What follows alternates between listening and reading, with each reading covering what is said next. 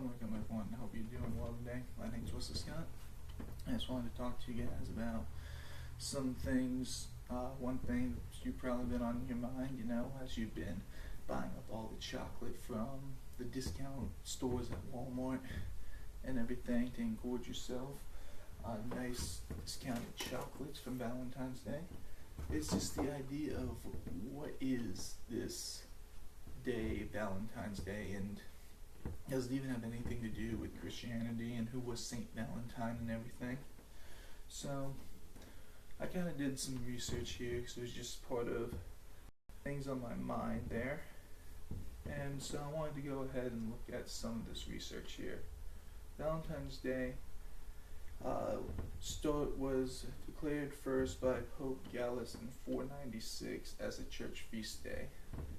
February 14th is celebrated as St. Valentine's Day in various Christian denominations, and it has, for example, the rank of commemoration in the calendar of saints in the Anglican community. In addition, the Feast of St. Valentine's Day is also given in the calendar of saints in the Lutheran Church as well. Now, in 1969, it was taken off the regular festivals for the Roman Catholic holidays because of the disagreements and so many variations of the story, but he is still left on as the patron saint of lovers and marriage, and is still on this February 14th slot for Christian martyrdom. Now, according to the World Book of Encyclopedia, it states that the customs of this day, which many of them we have today, probably come from a Roman festival called Lupercalia, and which happened from February 13th to the 15th, where Romans celebrated the Feast of Lupercalia, and the men sacrificed a goat and a dog and whipped women with hides of animals that they had just slain.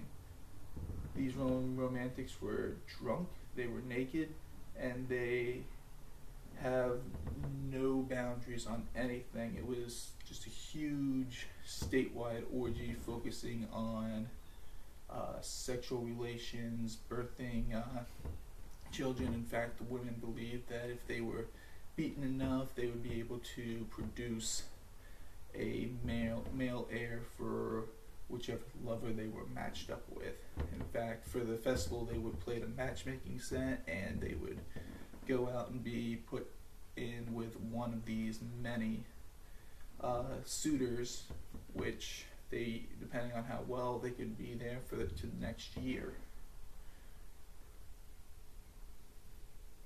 The ancient Romans may also be responsible for the name of the modern day of love, as Emperor Claudius II executed two men, both named Valentine, on February 14th in the 3rd century.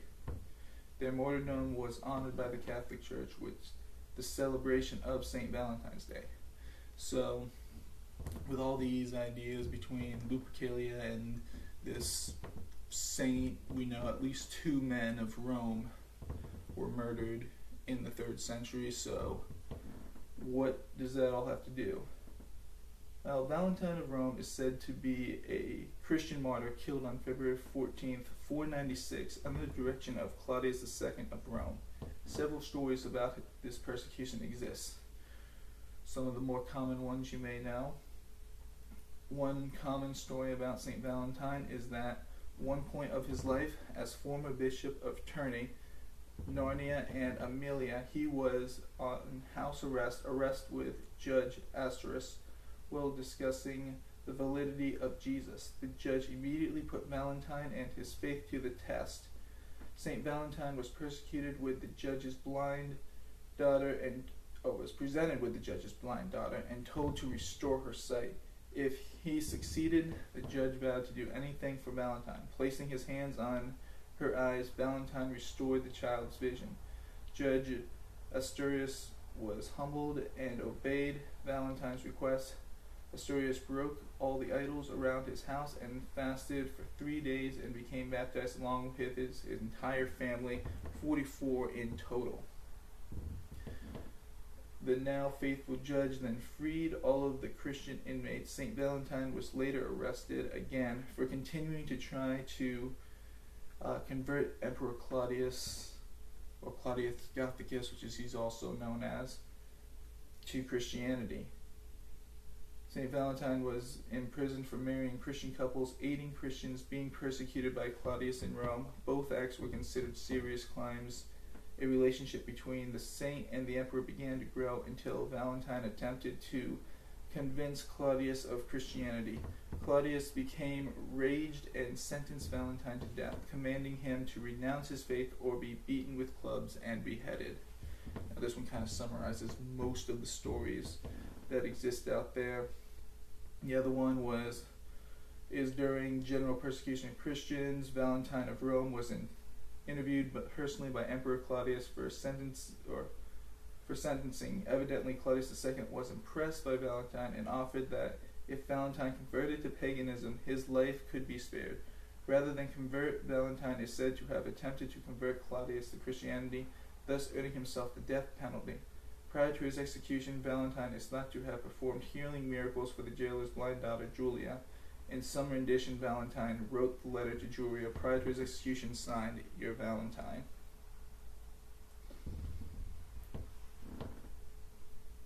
And just because there's so many different traditions, I'm just going to try and hit the highlighted ones that kind of sum up here.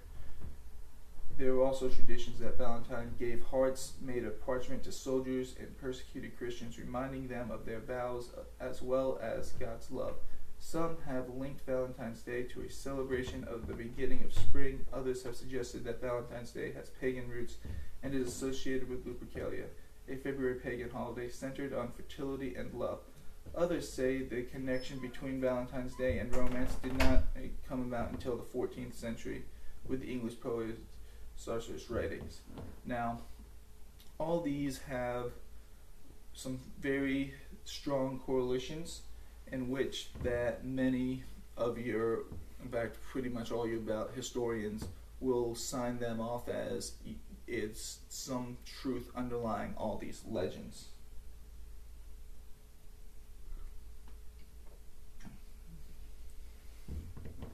So all these legends have enough in common that historical scholars believe him to have been a priest or bishop in Rome devoted to teaching the Christian faith and was beheaded on the 14th of February. Now, relics of St. Valentine can be found all over the world. A flower-crowned skull of St. Valentine can be found in the Basilica of Santa Maria in Cosmedin, Rome. In 1836, other relics were exhumed from the catacombs of St. Hippolytus and Via Tiburtina and were identified as Valentines. These were transported for special mass dedicated to those young and in love. There's ones in Scotland, there's ones in Ireland. These relics can be found all over the world. So, back to the question of what does St. Valentine's Day have to do with Christianity? Well, if Valentine's Day at its original core stands in its countercultural holiday that promotes sacrificial love and unity of marriage against the promiscuity and infidelity of the culture of its time, for this reason our current culture as well. There's so many biblical truths. Take the fact that this is a celebration of love and a focus on understanding of being man and wife called together who become one flesh. It's all over the Bible here. I mean, this book is a complete love story of God to us to share in His grace to restore His glory and bring us back into union with Him. We can look at many biblical truths that we can focus on as we take this pretty much secular holiday now. It has almost nothing to do with our Christian culture, and we remember the biblical truths of what are in the Holy Bible here. Some verses that I came across as I was looking at love and the importance of what it has to do with many of the traditions, many of the core of what Valentine's Day was. And the man And the man said, "This one at last is bone of my bone, flesh of my flesh. The one will be called woman, for she was taken from man. This is why man leaves his father and mother and bonds with his wife, and they become one flesh." For most people, for the biggest part of the legend of Saint Valentine was the union of soldiers with women against Claudius's orders, because Claudius believed that single men made better soldiers, so he had outlawed marriage. Well, Valentine stood in against that and said, "No, I will bring you together in holy union with God as your witness." Others, "No one has a greater love than this, that someone would lay down his life for his friends." Throughout many other countries and outside of our current culture, Valentine's Day is a friendship day. It is a day where we focus on, our friends and those people who we are close to, and sharing gifts with one another. It's not always just a straight romantic love. It is just displaying love of God. Valentine laid down his life in legends for his friends, for those who were who desired to share their passionate love, who stood against the pagan Rome, and as well as the fact that he laid down his life in his mission to share the gospel. Jesus said this, "I give you a new command, love one another just as I have loved you. You must love also one another." There's just so much. That's just the command for us to take into everyday life. Do not take revenge or bear a grudge against members of your community, but love your neighbor as yourself. I am Yahweh. That's straight from God in Leviticus, right there around the Shema. Love your neighbor. You love God, you love people. And Jesus said, "You have heard that it was said, love your neighbor and hate your enemy. But I tell you, love your enemies and pray for those who persecute you, so that you may be sons of your Father in heaven. For he causes his sun to rise in evil and good, and sends rain on the righteous and the unrighteous. For if you love those who love, what reward will you have? Don't even tax collectors do the same?"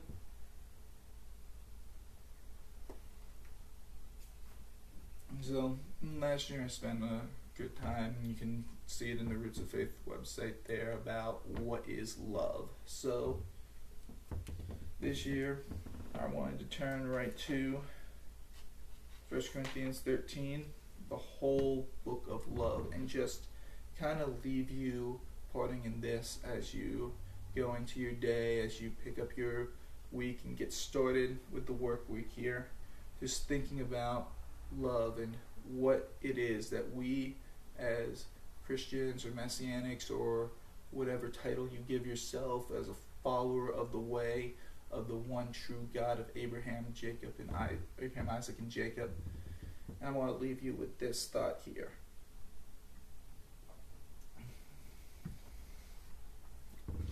If I were to speak with eloquence in earth's many languages, and in the heavenly tongues of angels, yet I didn't express myself with love, my words would be reduced to a hollow sound of nothing more than clanging cymbal. And if I were to have the gift of prophecy, with a profound understanding of God, hidden secrets, and if I possessed unending supernatural knowledge, and if I had the greatest gifts of faith that could move mountains, but have never learned to love, I am nothing. If I were to be so generous as to give away everything I own to feed the poor, and offer my body to be burned as a martyr, without the pure motive of love, I would gain nothing of value. Love is large and incredibly patient. Love is gentle and consistently kind to all. It refuses to be jealous when blessings come to someone else. Love does not brag about one's achievements, nor inflates its own importance. Love does not traffic in shame and disrespect, nor selfishly seek its own honor. Love is not easily irritated or quick to take offense. Love joyfully celebrates honesty and finds no delight in what is wrong. Love is a safe place of shelter, for it never stops believing the best for others. Love never takes failure as defeat, for it never gives up. Love never stops loving. It extends beyond the gift of prophecy, which eventually fades away. It is more enduring than tongues, which will one day fall silent. Love remains long afterwards of knowledge are forgotten. Our present knowledge and our prophecies are but partial. But when love's perfection arrives, the partial will fade away. When I was a child, I spoke about childish matters, for I saw things like a child and reasoned like a child. But that day came when I matured, and I set aside my childish ways. For now we see but a faint reflection of riddles and mysteries, as though reflections in a mirror. But one day we will see face to face. My understanding is incomplete now, but one day I will understand everything, just as everything about me has been fully understood. Until then, there are three things that remain: faith, hope, and love. Yet love surpasses them all. So above all else, let love be beautiful prize for which you run. So, brothers and sisters, I leave you today. May our Lord God bless you and keep you. May he make his face shine upon you and give you his perfect shalom. Blessings.